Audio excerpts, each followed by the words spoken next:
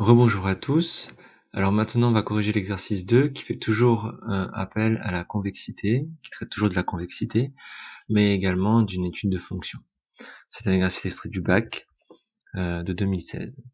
Alors, dans cet exercice, il est question d'une fonction f qu'il faut d'abord, dans un premier temps, dériver, montrer que la dérivée est égale à cette expression, puis ensuite établir sur les résultats de ce petit tableau la convexité de la fonction f, en l'occurrence, déterminer l'intervalle sur lequel la fonction f est convexe. Donc dans la première question, c'est une dérivée, c'est que du calcul. Il faut juste identifier la forme que vous avez sous vos yeux. Donc là, l'élément le plus important, c'est l'addition. Cette addition montre que la partie de gauche se dérive d'une certaine manière et celle de droite d'une autre manière, et que ces deux manières sont parfaitement indépendantes l'une de l'autre. Donc le 0,4 à droite, sa dérivée vaut 0, donc il n'y a aucun problème. Par contre à gauche, vous êtes en présence de la forme u sur v. Donc je vous propose, comme petite correction, que j'ai déjà un peu préparé avant, en posant u et v comme étant le numérateur et le dénominateur ainsi, vous obtenez la dérivée d'une constante qui vaut 0, aucun problème, et la dérivée de cette addition, de cette somme, eh bien, cela donne 20 fois moins 1 fois l'exponentielle de moins x. D'où ça vient? Tout simplement, le plus 1 est dérivé fait 0, 20 est une constante multiplicative, donc elle va rester, et exponentielle de moins x se dérive, selon la formule, la dérivée de la puissance, qui est moins 1, multipliée par l'exponentielle de moins x lui-même. Ainsi, vous aboutissez à cette formule de la dérivée de u sur v, que vous remplacez chaque élément par les fonctions et dérivées que vous avez trouvées, et vous allez obtenir donc cette expression. Vous remarquez qu'ici, vous avez 0 fois 20 fois l'exponentielle de moins x plus 1, ça va donner 0, puisque 0 fois n'importe quoi fait 0. Et ensuite, moins 0,4 fois moins 20, ça va donner exactement 8.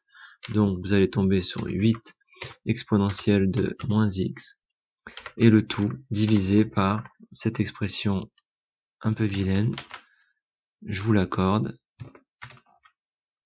mais correcte, et vous obtenez donc la dérivée souhaitée. Maintenant, passons à la question 2 qui va être hautement plus importante et qui va être stratégiquement intéressante à travailler parce que c'est typiquement ce type de questions auxquelles vous pouvez vous attendre au bac.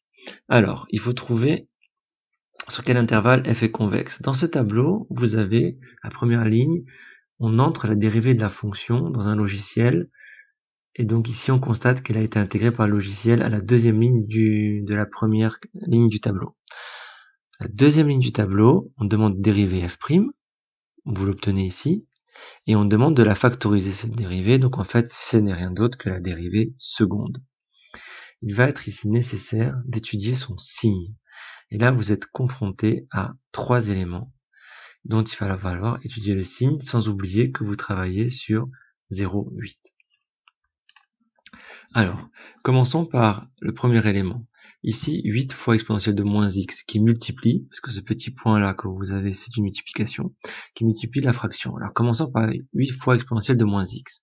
Ça se traite assez facilement, parce que exponentielle de moins x, comme exponentielle de n'importe quel polynôme, est strictement positif, et ce, quel que soit x,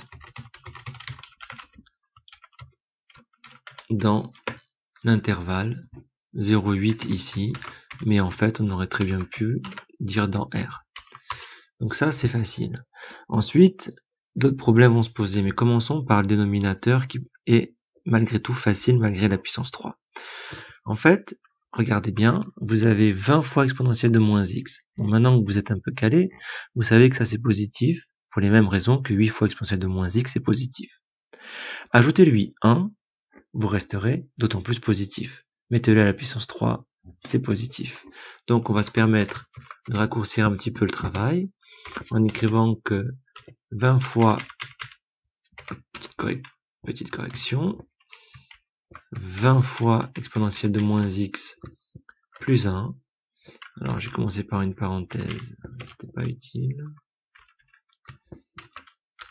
Et positif, quel que soit x appartenant à l'intervalle aussi 0,8. Là, il n'y a pas de problème. Donc, qu'est-ce que ça nous apporte? Je vais descendre un petit peu. Hop, hop, hop. Alors, qu'est-ce que ça nous apporte? Ça nous apporte que les deux expressions sont toutes les deux positives.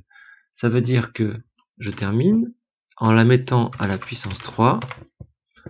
Eh bien, ça ne risque pas de changer de signe. Parce qu'il ne faut pas oublier qu'il faut que je traite le signe de l'expression dans sa totalité.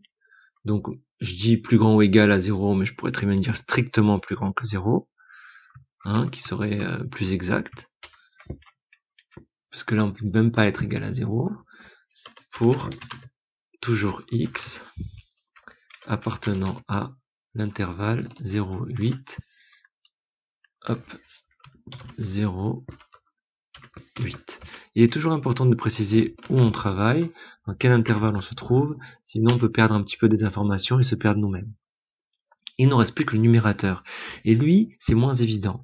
20 fois exponentielle moins x, certes il est positif, mais vous lui enlevez 1.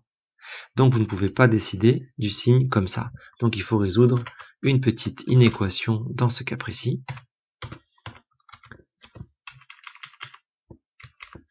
Hop, décidément. Voilà, on va y arriver. On va pas se laisser abattre. Moins 1 plus ou moins égal à 0. Ce qui va donc nous obliger à la résoudre. Alors allons-y. 20 fois exponentielle moins x moins 1 plus ou moins égal à 0. On va faire passer l'exponentielle de le moins 1 pardon, de l'autre côté, ce qui va devenir 1. Et ensuite, exponentielle de moins x est plus grand ou égal à 1 divisé par 20. S'il vous plaît, ne me faites pas 1 moins 20. C'est tellement horrible de le lire. Donc faites attention, la multiplication ici par 20, quand vous divisez par 20 à gauche, vous divisez également par 20 à droite, et vous obtenez cette